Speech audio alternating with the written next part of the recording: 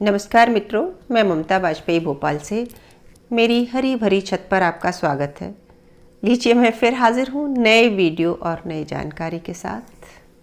आप देख रहे हैं इंडियन टेरेस गार्डनिंग आर्ट। तो चलिए आज जान लेते हैं कि ग्रो बैग में, पॉली बैग में मिर्च का पौधा उगाते समय क्या क्या सावधानियां रखें। इसके अलावा यह भी जान लेते हैं कि मिर्च की पौध कैसे उगाते हैं, मिर्च में आने वाले रोग, मिर्च में झड़ने वाले फूल और मिर्च की पूरी देखरेख के बारे में आज विस्तार से बातचीत कर लेते हैं। और ख़ास करके मरोड़िया रोग और फ्लावर ड्रॉपिंग की समस्या के बारे में भी। तो सावधानियों की हम बात करें उससे पहले हम मिर्च के स्वभाव और मिर्च की मिट्टी, सनलाइट कंडीशन के बारे में सब में बात करते हैं और वीडियो के अंत में हम सावधानियां बताएंगे। तो मिर्च एक ऐसा पौधा है कि जिसको मिट्टी वेल ड्रेन चाहिए। वेल ड्रेन मिट्टी लगभग हर सब्जी को चाहिए होती है, लेकिन थोड़ा सा मॉइस्चर भी होल्ड करे और वेल ड्रेन भी रहे। यही जो मिट्टी है, अगर हम गर्मी में फसल उगा रहे हैं तब हमें और थोड़ा मॉइस्चर होल्ड करने वाली मिट्टी चाहिए होगी। और इसके अलावा हमें इसमें जो खाद मिलाना होता है वो कम से कम 30% से लेके ज़्यादा से ज़्यादा 50% तक। और ये एक खास टिप बता रही हूँ, एक थंब रूल है। जब हम वेजिटेबल ग्रो करते हैं तो जो मिट्टी बनाते हैं उसमें मैक्सिमम 50% मिनिमम 30% गोबर खाद चाहिए। और अगर गोबर खाद थोड़ी कम है तो आप उसमें पत्तियों का सूखा चूरा मिला सकते हैं, जिससे मिट्टी भुरभुरी, वेल ड्रेन और पोषण युक्त हो जाए। जब आपने ये मिट्टी तैयार कर ली, इसी मिट्टी को यदि आप गर्मियों में यूज़ कर रहे हैं और टेरेस पे कर रहे हैं तो थोड़ा सा कोकोपीट मिला दें। कोकोपीट मॉइस्चर को होल्ड करके रखेगा तो गर्मियों में अधिक तापमान में दिक्कत नहीं होगी। अब बात कर लेते हैं सनलाइट कंडीशन की। छत पे जहाँ उगा रहे हैं पूरे दिन की धूप आना चाहिए। मिर्च का पौधा छाया में नहीं फलता, उसको फुल सनलाइट चाहिए। और अब बात कर लेते हैं इसके ग्रोइंग सीजन की। तो भीषण गर्मी मई और बहुत कड़ाके की ठंड यानी कि जनवरी छोड़कर आप इसे पूरे साल उगा सकते हैं। मैं कब कब उगाती हूँ, मैं ज़्यादातर तो जैसे ही बरसात की पहली फुहार पड़ती है यानी कि जून के आखिरी सप्ताह में इसके बीज डाल देती हूँ और वो एक लॉट चलता है हमारा। और उसके बाद हम इसको सर्दियों में फिर डाल देते हैं, अक्टूबर नवंबर में। बस मैं साल में 2 बार डालती हूँ। पर आप अगर इस बीज नहीं डाल पाए हैं तो आप भीषण गर्मी और भीषण सर्दी छोड़कर आप कभी भी उगा सकते हैं। जब इसकी रोपाई होती है तो इसके पौध अलग तैयार की जाती है बीज से, और तैयार पौध को यानी कि वो 25 से 30 दिन की पौध होती है, उस तैयार पौध को हम क्यारी में या ग्रो बैग में या किसी भी पॉट में उतारते हैं। पॉट में उतारने के 1 हफ्ते तक हम कोई खाद नहीं देते। ऐसा हम इसलिए करते हैं कि जब पौधा रीपॉट किया जाता है यानी कि सीडलिंग को जब क्यारी में डालते हैं तो उसकी रूट सेट नहीं हुई होती। हफ्ते 10 दिन में जब रूट सेट हो जाती हैं तब हम उसको लिक्विड खाद देते हैं। और लिक्विड खाद इसलिए ताकि वो इंस्टेंट फूड पौधे को मिल जाए। उसके बाद हर 15-20 दिन बाद हम सॉलिड खाद यानी कि गोबर खाद या वर्मी कंपोस्ट प्रति गमला 1-1 मुट्ठी डालते हैं। जब पौधा ग्रोथ पे होता है तब उसको अच्छे खाद की ज़रूरत होती है। जब पौधा फ्लावरिंग पे होता है यानी फ्रूट बनने वाला होता है तब भी उसको अच्छे खाद की ज़रूरत होती है। जब पौधे में से एक बार हार्वेस्टिंग की जाती है तो आफ्टर हार्वेस्टिंग भी हमेशा अच्छी खाद डालना चाहिए। और ये मिर्च में ही नहीं, हर सब्जी वाले हर पौधे पर यही नियम लागू होता है। इसके बाद जब भी हम इसकी प्रूनिंग करते हैं, प्रूनिंग का मतलब है ये पौधा जब 1 साल का हो जाता है तो हम इसकी प्रूनिंग कर देते हैं। प्रूनिंग करने से नई ब्रांचेज आती हैं और जब हम प्रूनिंग करते हैं तब अच्छी खाद देते हैं तो नई शाखाएं बहुत मजबूत आती हैं और फिर हमें भरपूर मिर्चियाँ मिलती हैं। तो आफ्टर प्रूनिंग भी हमें अच्छी खाद देना चाहिए। बागवानी में खाद का बहुत महत्व होता है। जब मैं लिक्विड खाद की बात करती हूँ तो मेरा मतलब होता है आप जो कंपोस्ट टी बनाते हैं वो भी बना सकते हैं, या फिर आप कंडे गला के, या फिर आप सरसों की खली की खाद अगर आप दे रहे हैं तो आप ध्यान रखें कि उसको बहुत पतला करके दें और बरसात में उसे देने से बचें, क्योंकि कई बार उसमें फंगस भी आ जाती है। अब बात कर लेते हैं कि इसको उगाते कैसे हैं। मैंने मिट्टी तो आपको बता ही दी कि इसकी मिट्टी वेल ड्रेन चाहिए आपको, लेकिन इसकी हम सीडलिंग अलग तैयार करते हैं। ये देखिए, आप मिट्टी देख लीजिए, इसमें 50% मिट्टी है, 30% वर्मी कंपोस्ट है, और मैंने इसमें थोड़ा सा कोकोपीट भी मिलाया है, क्योंकि ये मिट्टी गर्मी की मिर्च के लिए बनाई है। बरसात में अगर आप लगा रहे हैं तो ना भी डालें कोकोपीट तो चलेगा। किसी भी सीडलिंग ट्रे में भी उगा सकते हैं, किसी भी मिट्टी की ट्रे में उगा सकते हो। और मैंने देखिए थर्माकोल के बाउल में ये बीज डाल दिए थे और ये पौध हो गई। अब बात आती है कि इसको जब हम प्लास्टिक ग्रो बैग में लगा रहे हैं तो इस ग्रो बैग को कैसे भरें, ये एक खास टिप है।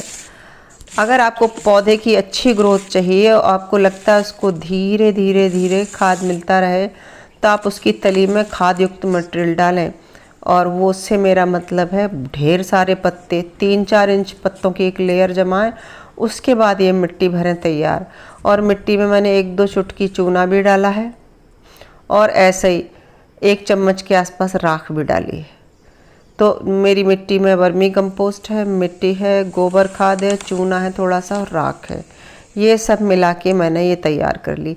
अगर आपके पास रेडीमेड ग्रो बैग नहीं है तो ये देखिए मेरा एक शक्कर का खाली पैकेट है। और बोरी में भी, सीमेंट की बोरी में भी मैंने लगाई है। अब कुछ रोगों की चर्चा करते हैं, उनके निदान की चर्चा करते हैं, और उसके बाद अंत में बताएंगे कि इसमें सावधानियां और क्या क्या रखना है। तो इसमें रोग एक तो आता है कि इसमें एफिड्स लगते हैं, जिसे माऊ कहते हैं। पत्तों के नीचे काले काले कीड़े लग जाते हैं। तो समय समय पर इसके पत्ते उठाकर पलट कर ज़रूर चेक कर लें, कहीं कीड़े लगने शुरू तो नहीं हो गए। और वो नीचे के पत्तों से शुरुआत होती है, वो मिट्टी में से आते हैं या जो भी। तो मैं सबसे पहले नीचे के पत्ते तोड़ के हटा देती हूँ कि मिट्टी से तना थोड़ा दूर रहे, खाली रहे। और पानी की तेज़ धार से, स्प्रे गन की तेज़ धार से मैं इन कीड़ों को धो देती हूँ। ऐसा करने के बाद मैं फिर नीम ऑयल, यानी कि 5 ml नीम ऑयल 1 लीटर पानी में मिलाकर और उसमें 5-7 बूंदें शैम्पू की मिलाकर स्प्रे कर देती हूँ। आप ये देखिए कीड़े कितने हैं। अगर आप नीम ऑयल पहले से ही स्प्रे करते रहेंगे तो आपको इतनी कीड़ों की दिक्कत नहीं आएगी। हफ्ते 10 दिन में, 15 दिन में आप एक बार नीम ऑयल ज़रूर स्प्रे कर दें। इसके अलावा इसमें एक रोग आता है मरोड़िया रोग। तो मरोड़िया रोग एक वायरस है और वो आसानी से ठीक नहीं होता। कई बार पौधा लगाते ही, जो मेरा अपना अनुभव है, एकदम से अटैक होता है और वो कंट्रोल के बाहर होता है।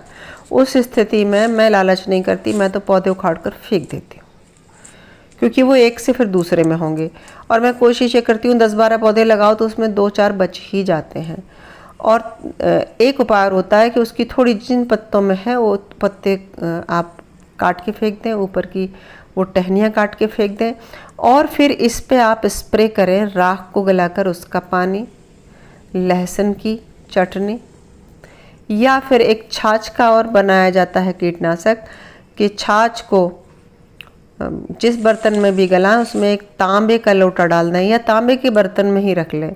15-20 दिन रखा रहने दें और वो बिल्कुल हरे हरे रंग का लिक्विड हो जाएगा। उसे कपड़े से छान के उसे अगर बीच बीच में स्प्रे करते रहें, वो नेचुरल फंगीसाइड तैयार हो जाता है। तो काफ़ी हद तक मरोड़िया रोग से फ़ायदा होता है। मिर्च में बहुत यह रोग लगता है। तीसरी बात आती है फ्लावर ड्रॉपिंग की। तो फ्लावर ड्रॉपिंग के भी कुछ कारण हैं। एक तो ये कि कहीं आपने ऐसी जगह पौधा तो नहीं रखा जहाँ सनलाइट ना पहुँचती हो भरपूर। दूसरी, आप चेक करें कि आपका पौधा में मोर वाटरिंग, खास करके जब फ्लावरिंग हो रही है तब आप अधिक पानी दे देंगे तो भी फूल झड़ जाएगा, और कम पानी रखेंगे तो भी फूल झड़ जाएगा। तो आप उसकी मिट्टी को हल्का सा प्लाउ करें ऊपर से और चेक कर लें कि 1 से 1.5 इंच 2 इंच तक मिट्टी ऊपर सूखी है, तब फिर आप पानी दें। जिस दिन पानी दें उस दिन इतना पानी दें कि ड्रेन होल में से नीचे निकल जाए। फिर उसको छोड़ दें सूखने के लिए। जब पूरी उसकी 2 इंच ऊपर तक फिर सूख जाए तब पानी दें। कई बार कुछ पोषक तत्वों की कमी होती है तब भी फ्लावर ड्रॉपिंग होती है। कुछ लोग इसमें एप्सम सॉल्ट वगैरह भी डालते हैं। या फिर आप अच्छी मिट्टी बनाएंगे, 50% गोबर खाद डाल देंगे तो मिट्टी अच्छी होगी, तो प्लांट की इम्यूनिटी भी अच्छी होगी और फ्लावर ड्रॉप भी नहीं होगा। फ्लावर ड्रॉप का एक सबसे बड़ा कारण तो मोर वाटरिंग होती है, जो हम अनजाने में नए गार्डनर तो ज़रूर करते ही हैं। अब बात कर लेते हैं सावधानियों की। तो वही सबसे पहले मैंने देखिए सीमेंट के कट्टों में ये लगाई है और मैंने आपको बताया 2 से 3 साल चल जाता है पौधा। कटिंग करते रहते हैं फिर स्प्राउट होता है। सीमेंट का कट्टा बस एक साल चलता है और फिर वो फटकर टुकड़े टुकड़े हो जाता है, फिर हमें बड़ी मुश्किल होती है। तो इसको ऐसे पॉली बैग में लगाएं जो मजबूत हो, एक सावधानी। दूसरा, जब ये ग्रीन कलर के ग्रो बैग आते हैं इनमें अगर हम लगाते हैं तो इनमें तली में मोटी लेयर सूखे पत्तों की ज़रूर डालें ताकि 3 साल तक के लिए वो खाद स्टोर हो जाए। बारीक टहनियाँ चूरा भी डाल दें और थोड़ी सी नीम की पत्तियाँ भी डाल दें ताकि कोई फंगस जनित रोग या ऐसी चीज़ें न लगे। और विशेष ध्यान रखें कि ये ठंड का मौसम है या बरसात का महीना है। बरसात का महीना, ये ग्रीन ग्रो बैग ये चारों तरफ से इवोपरेट होता ही नहीं है पानी, तो पानी स्टे करता है और गीलेपन से मिर्च के सब फूल ड्रॉप हो जाते हैं, ग्रोथ रुक जाती है। तो आप इसको उठा के रखें ताकि ड्रेन, पॉली बैग में लगाया तो ड्रेन प्रॉपर हो और मिट्टी ऐसी बनाएं कि पानी रुके ही ना गलती से भी। आप ये देखें पहले कि आप कहाँ रहते हैं, किस तरह की सुविधाएं आपके पास उपलब्ध है। मिट्टी में पानी रुके नहीं, धूप खूब मिले और ड्रेन होल अच्छा हो, मिट्टी एकदम भुरभुरी रहेगी। ग्रो बैग में खासकर, गमले में आप इतनी चिंता नहीं करें, मिट्टी के गमले में तो थोड़ा बहुत ज़्यादा भी होगा तो चल जाएगा। तो ये कुछ खास 2 चीज़ें थी कि ड्रेन होल और आपकी पानी की मात्रा। ग्रो बैग में पानी हम बहुत कम डालते हैं क्योंकि ये जल्दी सूखता ही नहीं है, और अगर ज़्यादा पानी डाल दिया तो अनजाने में ही पर हमसे ये बड़ी गलती हो जाती है। तो उम्मीद है वीडियो अच्छा लगा होगा और आप भी उगा पाएंगे मिर्च। और ग्रो बैग में उगाते समय पानी का विशेष ध्यान रखें, यदि ज़्यादा पानी हुआ तो आपको मिर्च नहीं मिलेगी। और मिलते हैं अगले वीडियो में बिल्कुल नई जानकारी के साथ। तब तक के लिए नमस्कार।